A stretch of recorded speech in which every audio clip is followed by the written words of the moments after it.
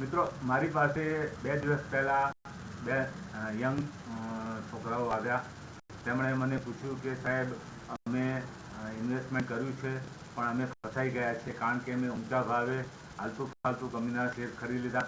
અમને નવા હતા એટલે ખબર ન હતી કે આ કંપનીઓની એનાલિસિસ કેવી રીતે કરી અને ઇન્વેસ્ટમેન્ટ કરીએ. અમારી અરાઉન્ડ 5-7 લાખ રૂપિયા જેવી મૂડી ફસાઈ ગઈ છે. તો મેં એમના સ્ટોક્સ જોયા તો ખરેખર આ કંપનીઓ ખૂબ જ સ્પેક્યુલેટિવ એટલે કે સટ્ટાકીય હતી. અને આપણે જાણીએ છીએ કે છેલ્લા 6 મહિના દરમિયાન આવા જે સ્મોલ કેપ કંપનીના શેર્સના ભાવ ખૂબ જ તૂટ્યા છે.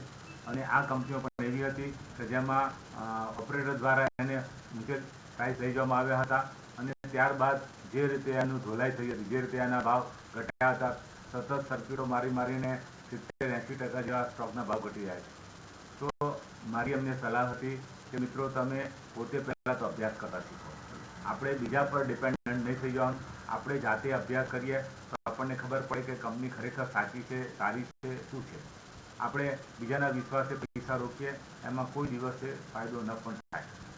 એટલે મારું એમને કહેવાનું એમ હતું કે તમે કંપનીના એનાલિસિસ વાંચો, કંપનીના ચેરમેન સ્ટેટમેન્ટ આવતા હોય છે તે વાંચો, કંપની ઇન્વેસ્ટર્સ અને એનાલિસ્ટ સાથે જે મીટ કરતી હોય છે, એનાલિસ્ટ મીટ થતી હોય છે દર 3 મહિને 6 મહિને, તો એ તમે સાંભળો. એ વિચારો કે મેનેજમેન્ટ આવનારા 6 મહિના, વર્ષ, 2 વર્ષ માટે શું કહે છે.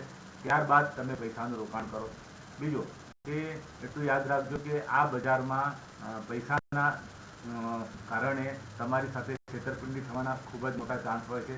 કારણ કે જે ઓપરેટરો હોય છે તે ઊંચા ભાવે લોકોના ગળામાં શેર ભેરવા માટે જાત જાતની અફવાઓ ફેલાવે, જાત જાતના સમાચાર આપે, જેથી ઇન્વેસ્ટર જે કશું જ એનાલિસિસ નથી કર્યો તે ફસાઈ જાય.